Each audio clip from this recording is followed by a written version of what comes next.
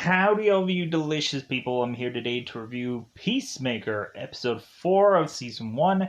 So, this episode honestly just comes off to me as like a filler of time kind of episode. Not 100% a filler episode. We get some little bit of origin story for this character in this episode. And it's still funny, it's still fun. It just feels like they killed a lot of time in this episode with certain events. And really, the ending was kind of predictable about it, where it's like, oh, they're going to go this direction with this person, and surefire enough, that's where they go. And I'm like, wow, what a surprise. But really, with this episode, the one thing about the origin thing, I'm like, oh my god, like, yeah, that is the one thing that I completely had forgotten about that I wish that we could have with this character. Like, flush him out a little bit more and have us get to know more about this character's past. Where kind of the good thing about like the first season of Luke Cage was like we had a villain that could go on and help us understand more of Luke Cage's past. Where in this show we just have a villain that is just be this rando like villain that Peacemaker is just to have to forcibly go after here with his obviously tech people because like I like the fact that we have Leota who's technically helping John out in this movie or in this show. And it feels like Leota and Peacemaker, like between the two, like really have a lot of common ground in this episode. And so I really enjoyed that for this. How it's like we have two people that are like, if anybody is to really understand Peacemaker here, it's Leota. Um, so going on in this episode, we of course have the uh, like the transition from last episode onto this episode. It's kind of nice to always have that like smooth transition where like every episode, if you watch them all in one fell swoop of a thing, you can go like, oh, okay, like there's really good transitions here, and it doesn't feel like we're just like plopping these characters in certain episodes. That's where I think I might have issues with certain other shows where you just drop these characters in on some event. I'm like, but like I would like easy like flow of things.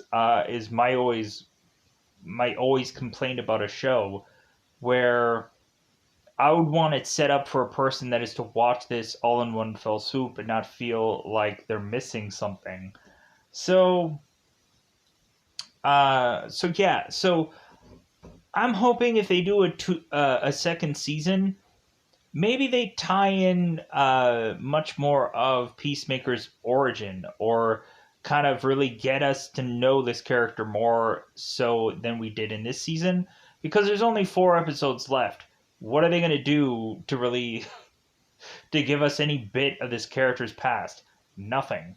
They're just going to continue to keep on doing this funny and very much random villainish thing, um, which I'm still technically having fun with. There's a lot of stuff, a lot of line delivery, and a lot of fun stuff that we go on here.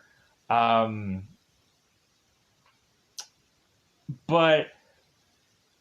I'm also wanting to really understand, why does Peacemaker have the people that is really behind him? If anything, we just have them either F stuff up, or really we have it to where these characters and operatives like really aren't all that used. What is the point of Clemson here besides telling people what to do?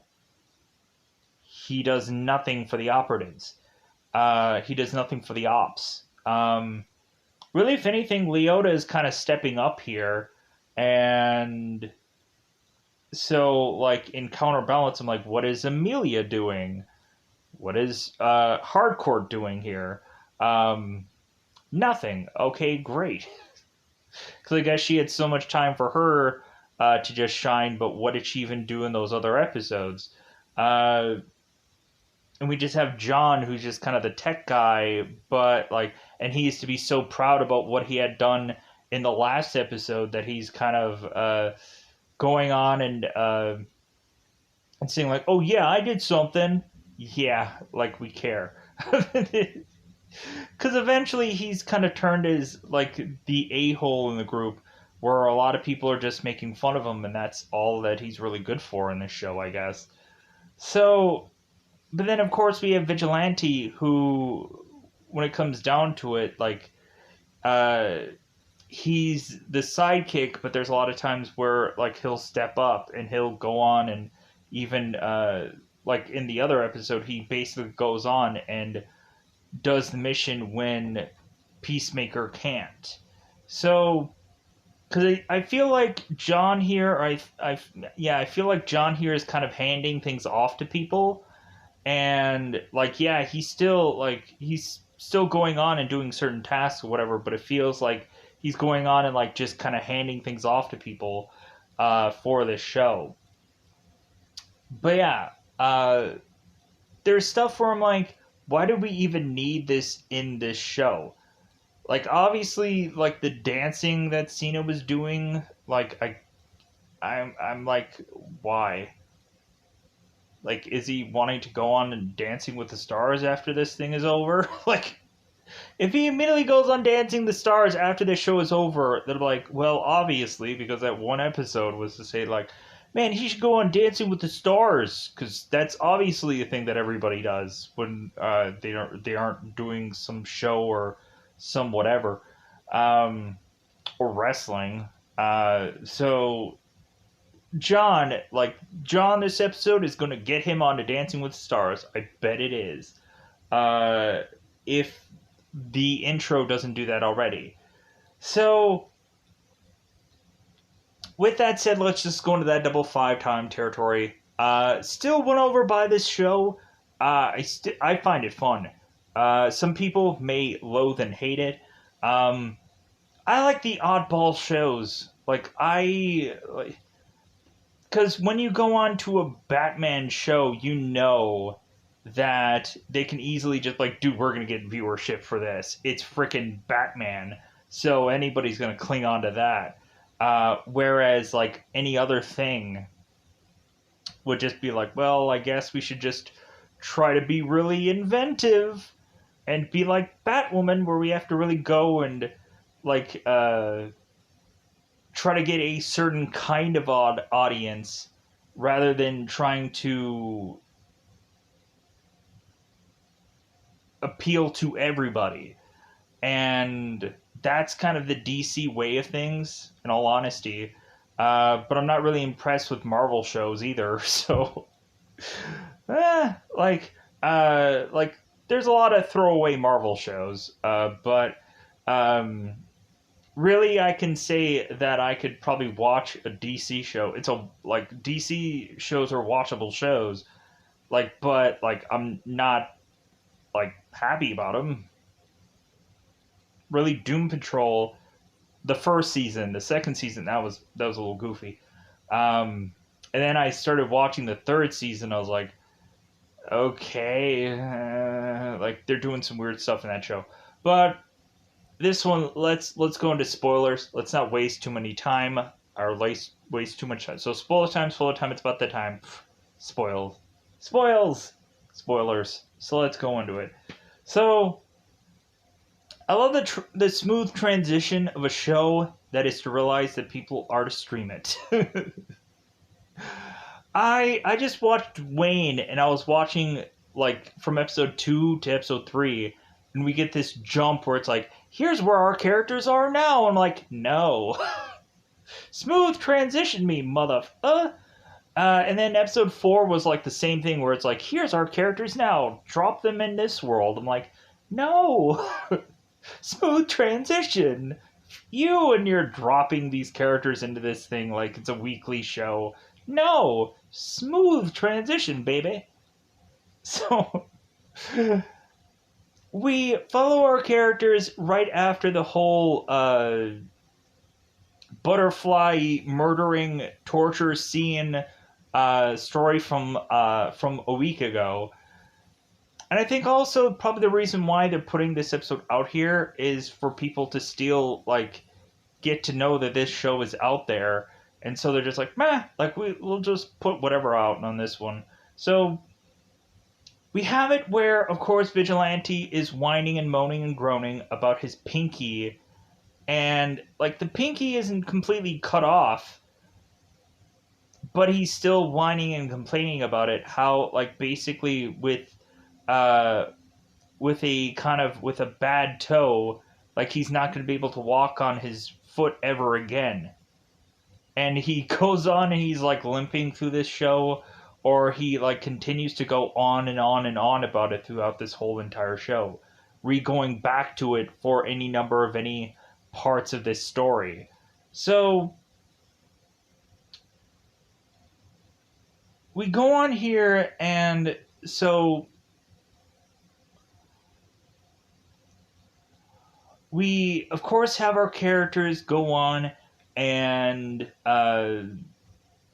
we have Judo Master that is back and he's being tied up, and Ecomus, John is kind of going like, yeah, I took Judo Master down. What did you guys do? And you took him down with a car. You took him down with a car. What he's being so grandiose about like, oh yeah, I took this guy with a car. You didn't take him down yourself.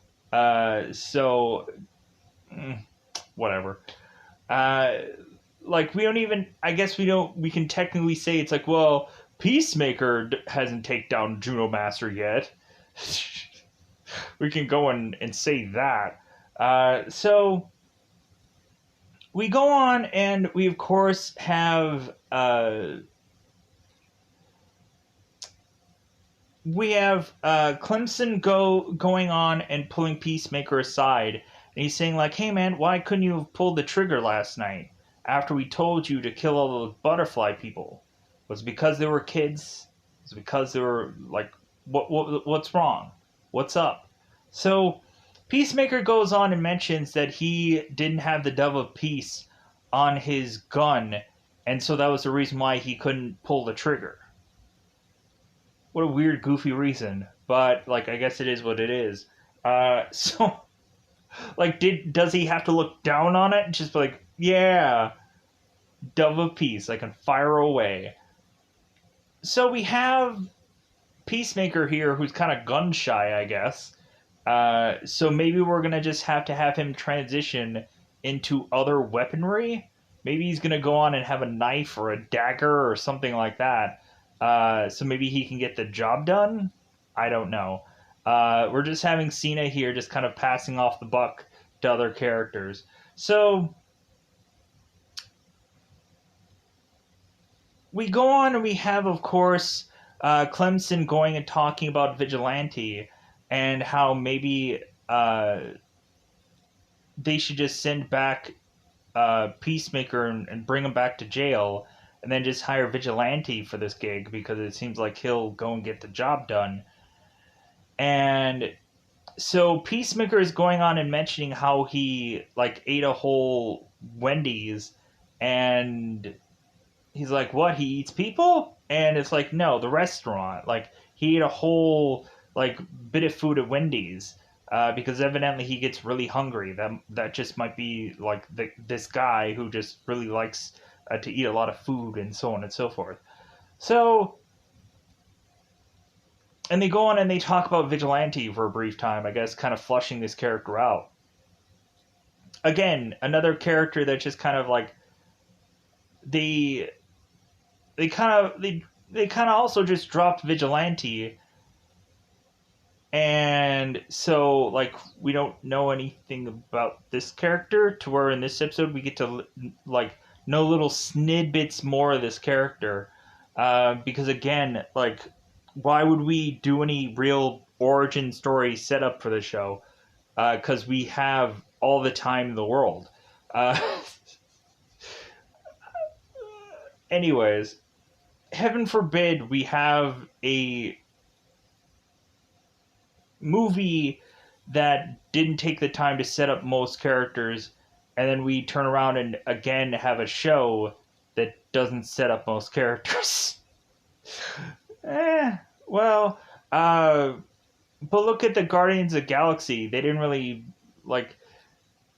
They set up those characters, but it was only like you would find little snippets about their backstory, but you didn't go into a full depth thing.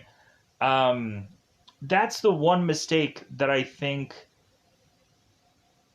really Disney Plus could have corrected, was to go on and give us a whole, like, if you want to go and do like a setup thing, they could have had a ton of just certain shows for Guardians of the Galaxy. Just give us like, hey, here's the Drax episode, here's the Gamora episode, here's this episode. They could have had a whole series built on one character and the origin stories of them.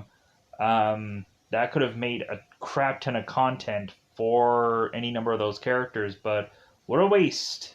It is what it is. So we go on, and so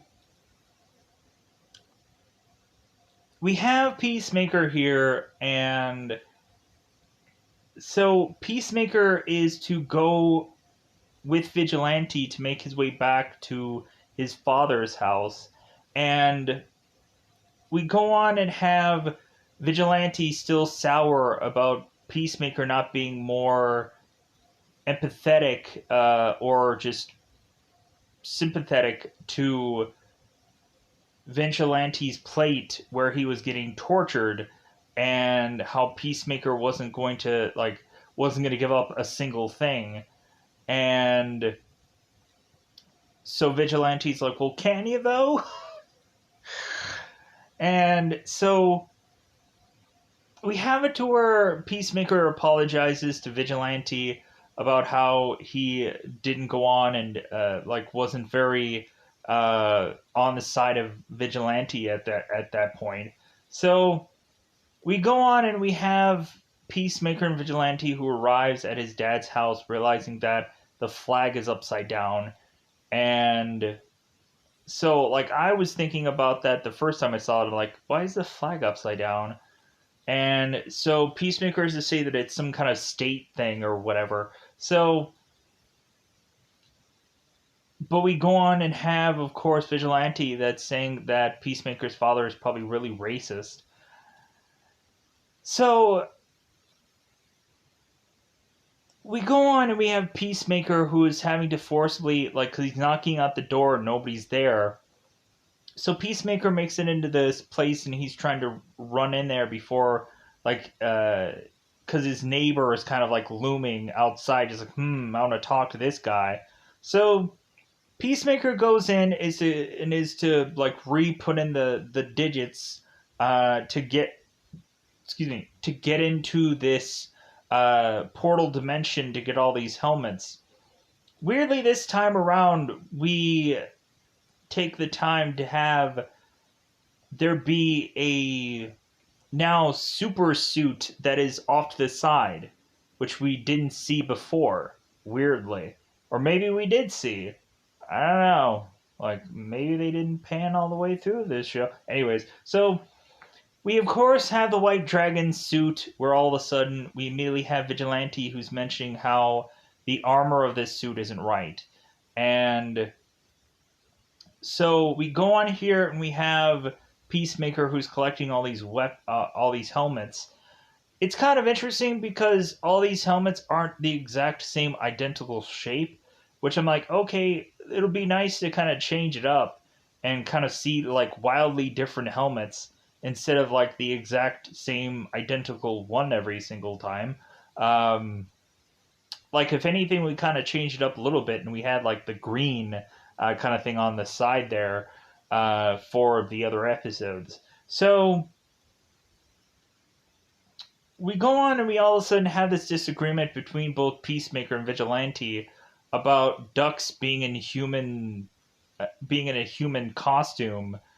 And we go on this rant about that. I'm like, what the I started laughing because they had to justify how that doesn't make sense. how would a duck fit into a human's like it's too big. It's too big. How could the so they go into this silly goofy rant that makes no sense. But all of it is to really just say that Peacemaker's dad is a racist, and they really just kind of pin on that. How really Peacemaker's dad, Augie, is not a good guy. Because Peacemaker is to go off and is to see one of his neighbors, and his neighbor is going on this conversation about how Peacemaker isn't a superhero because Peacemaker doesn't have a rogues gallery of a number of different villains lining up to go after him at any point in time, like a Batman. And we have the argument that Peacemaker makes where the reason why that is because Peacemaker is to go on and put every single one of his villains 6 feet under.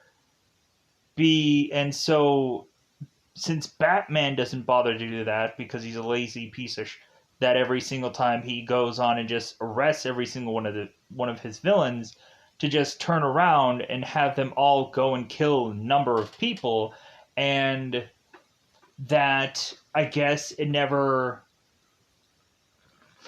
is weighing on Batman's consciousness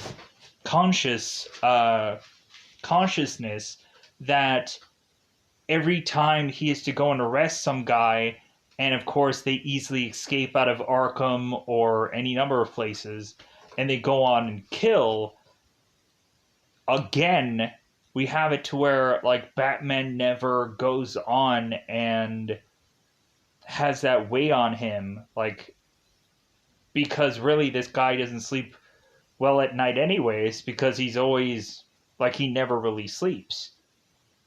He's always awake. He's always off going and fighting some crime.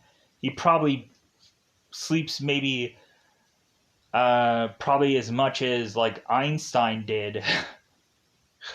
Or so he probably maybe sleeps like an hour or 4 hours probably every day. So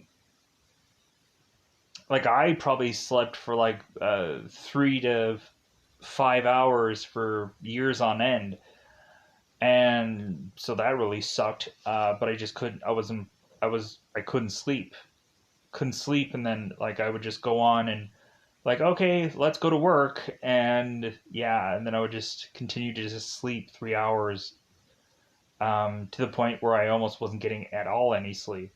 But anyways, sob story, boo hoo for me. So we go on here, and so this neighbor is going on and talking to Peacemaker and saying that Peacemaker's dad's in jail. He's like, "Oh, well, I need to go and like get to my dad." And so now Peacemaker is going and calling Clemson and saying like, "Hey, why is my dad in jail?" And they're like, "Well, we switched your fingerprints with your father's." And so he's like, "Well, like that's wrong." So Peacemaker goes on and is to want to go and see his dad in jail. And so now we have it to where Clemson is wanting to not have Peacemaker go off to this jail. And so Clemson goes and tells Leota to go to try to talk to Peacemaker here. But by the time she ends up getting to him, he's already going off to jail anyway, so what's the point? So we just have a moment where like Leota is going and talking to Peacemaker. So that's really all that this is, really. So I just thought that that was like really weak, because by the time that Leota is going to make it to Peacemaker, do you really think she's going to stop him? Do you really think that she's going to prevent him from doing that? No, like it's a waste. It's only to just get Leota into this story, really. So we go and have Peacemaker, and we have Vigilante that is kind of reasoning with Peacemaker saying that maybe his dad deserves to be in jail because him being a racist and blah blah blah blah blah. So Peacemaker is like, well, yeah, but he's still my dad. Like, I love him. I still love him though. So we go on and we have Peacemaker making it to this jail, and Leota is to go and meet him up there, and she's also trying to prevent him from going to this jail. It's a moot point. He goes in there anyways. Leota is talking to Vigilante, who is now completely out of his costume, and so now Leota is realizing that Vigilante is of course to be Adrian Chase, and she's like, "Oh, you're a vigilante, of course you are," and he's like, "No, I'm not," and because he makes up all this nonsense about like, "Well, hey, like maybe Vigilante is a girl, you don't know." Like, you sound just like him. No, I don't. And this whole stupid thing about him like knowing Vigilante or whatever. Maybe like both of their voices sound weirdly familiar. There is so much time wasted here, but it's funny. But still, like we're really pulling out that whole string of things. Like, what about Superman? Like, Superman and Clark Kent, like, the guy just tosses on some glasses and fixes his hair differently, and nobody knows it's Superman. But we find out quickly that Vigilante is to be this guy in this world where, like, things that are to be like Superman and Clark Kent are to easily just like, oh, I don't know who this guy is. He tosses on a thing of glasses and I don't know who he is.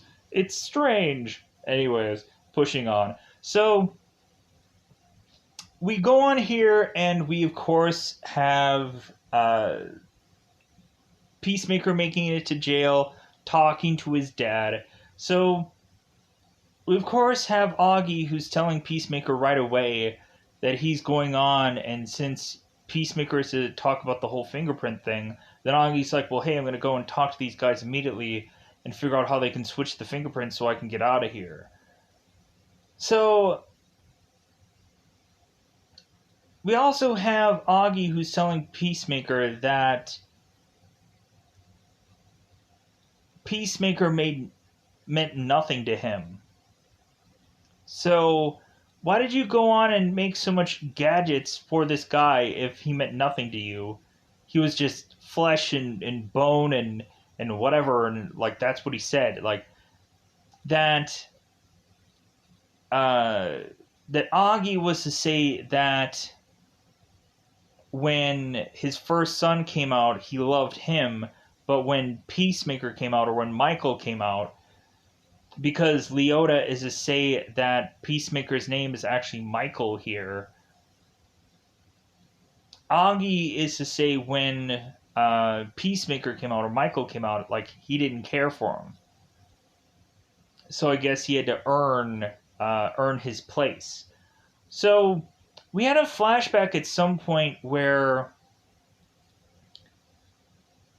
we're both Augie and Peacemaker, before he was, I guess, Peacemaker, had gone on and seen this man, and Peacemaker had stabbed into him and killed him, which I'm not going to say that that's actually Peacemaker's brother, because the age wouldn't make sense. Like, I just feel that Augie and his son went on some mission, and that ended up the way it did. There is also this one really weird, goofy flashback of it seeming like some kid going and taking a cyanide capsule, which I didn't quite understand what that was, because it looked like they were like the face was like bubbling up with some kind of like foam or something. Didn't quite understand what that meant. That maybe yeah, I don't know what any of that meant. like I hope that they kind of flesh that out in other episodes, because that would make a lot of sense. Because I don't really feel that that would have actually been Peacemaker's brother. Like, to me, it would make a heck of a lot more sense if of Peacemaker's brother would have looked just like Peacemaker in some way. But anyways, so going on here, we have Peacemaker kind of talking to his dad, and his dad is going to go on um, and kind of talk to people. So we have Leota talking to Vigilante, kind of telling him that maybe Vigilante needs to go into this prison to go on and kill Peacemaker's dad. So Vigilante's like, well, okay, I'll go ahead and just do that. So Vigilante goes on and does this crime, and then he easily gets arrested, and he goes on and he tells him, like, hey, like, make sure that you don't hit my foot that has this bad pinky toe on it. So they go on and they arrest him and they put him in prison. And so Vigilante is going and talking smack to all these guys, and he's basically knowing like what is to possibly be their trigger fingers. Just say, hey, like, yeah, you know, all these black guys that were effing your moms, and like you were watching, and all this like really just awful, like this guy that is just like saying all this shit to just try and trigger these guys, just like, girl, to get them to fight him. So we go on and realize that White Tiger or White Dragon, Power Rangers, dun, dun, dun, dun, dun, dun, White Tiger. So White Dragon is realizing that this guy was sent here to try and murder him in prison. So now White Dragon, even more so, is wanting to go on and desperately try and get somebody to hear him out so he can get his name clean, so he can maybe go on, don the White Dragon suit and become the villain at the end of this story. I'm assuming is where they're going with this, because where else can they go to actually give us a villain that might make a lot more sense in season 2? Because I guess that's the build of this story, because what else do they got going? So now Peacemaker is going on and meeting with Harcourt here, and it sounded like they kept saying hardcore in this episode, but it's Harcourt. It's Harcourt. Freaking weird name. So Peacemaker is going and talking to her and mentioning, like, well, hey, because she's like, hey, I don't want to come here and just kind of chit chat. Like, if you're gonna talk to me, it's gonna be on business hours. And so Peacemaker is like, well, that's the reason why I'm here. I'm here to ask about my record, because Leota found out that his real name was Michael, and maybe he didn't even know what his real name even was. Maybe he's just been so brainwashed for the longest time that he doesn't even know who he really is. So Peacemaker is going on and asking Amelia here about his record of his past, and what does it say about the one time where him and his father went off to go and kill his brother. And really it kind of just says like the slimmest of slimmest things, where Augie and his son went off to go and kill Augie's son and Peacemaker's brother. And so the only thing that really says is like Augie went off and did this mission, and Peacemaker was involved. He's like, oh, okay, so it doesn't have any the gory details or whatever. So it's like, oh, okay, so he walks off, while also kind of complimenting Amelia on how the shirt that she's wearing is to, of course, complement her chest, so to speak. So he walks off. So really, Judo Master. So we of course had John, who goes and is to strap Judo Master into this couch. I'm like, well, how is he going to easily and quickly get out of that? So we go on and we have Judo Master that is just to easily, like, I guess his hands are so small that I guess he can get out of any kind of like him being tied into anything. So we go on and now have, since Judo Master is now disappeared, Peacemaker is to go on and realize that John had been beat up, and so Leota and Peacemaker make it back to this place, and so Peacemaker is going on to fight Judo Master for round 2. We also had Leota and Peacemaker that had a pretty good, interesting bit of dialogue on their way back to this place, where they were both like talking about their past and really their parents, because really both of them are technically tied to people who would easily go and murder and kill people without flinching. And so we kind of have two people that are kind of both in kind of familiar territory here. So did I say any of the dialogue there? No, I didn't. I just lazily just, let's get to the transition.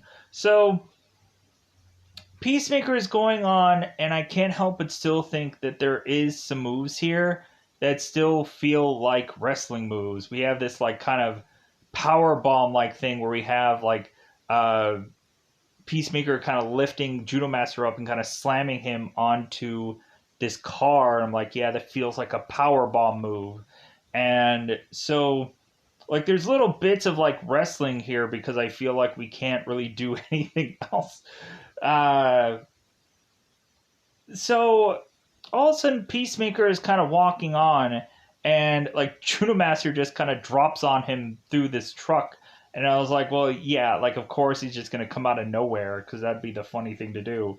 So we go on and we have, of course, Judo Master that is telling Peacemaker that the butterflies aren't what he thinks that they are. They actually are.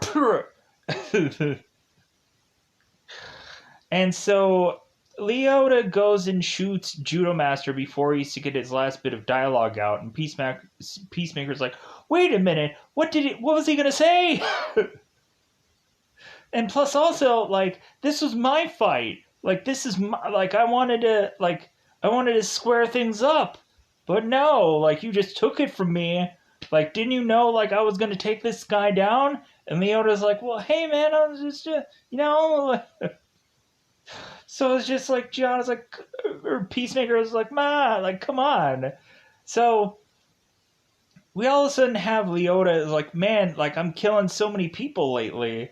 Because Leota has this whole thing where she has never killed people before, and now she's killed supposedly more than 0 people. So we have the whole story here where Leota, like, is really just like, man, I'm just killing people left and right. Oh my god. But so Peacemaker's realized that Judo Master is actually breathing, and so now we have to justify his breathing.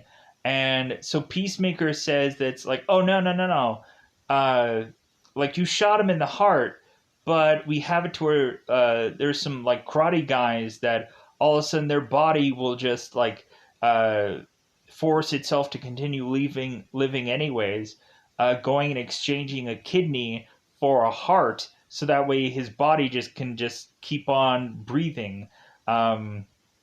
because certain meditational things will be able to let a guy like use separate organs just kind of heal itself. I'm like, what the like, was this improvised or like was that like a planned thing? Wouldn't that be sweet if that whole thing was improvised to just justify this guy's breathing? Um, that would have been hilarious if to find out like what parts were actually scripted and what parts were just improvised. But I'm sure they were just trying to keep this guy alive anyways because this guy is to be in the intro of the show.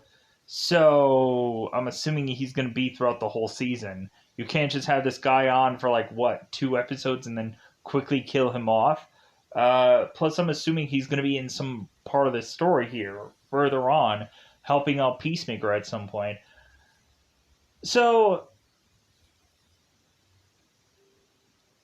we go on and find out that since Judo Master had said that, we realized that Peacemaker had said that he had shot the butterfly, but instead it's in some jar at his house. So Peacemaker is going on and looking at this butterfly jar, and the eagle is kind of attacking it. And so we go on and find that Clemson is going on and talking and kind of getting a briefing of things.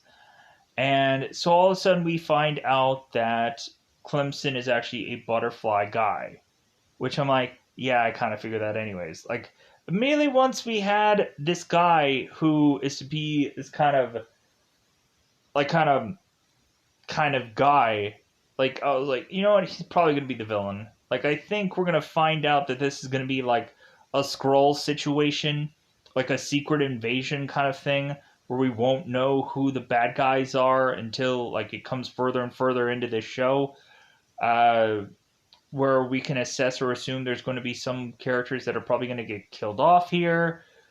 Because we'll find out that they're villainous characters. Maybe we'll find out that Peacemaker's love interest, technically who is Amelia, is probably going to be a butterfly character too, probably.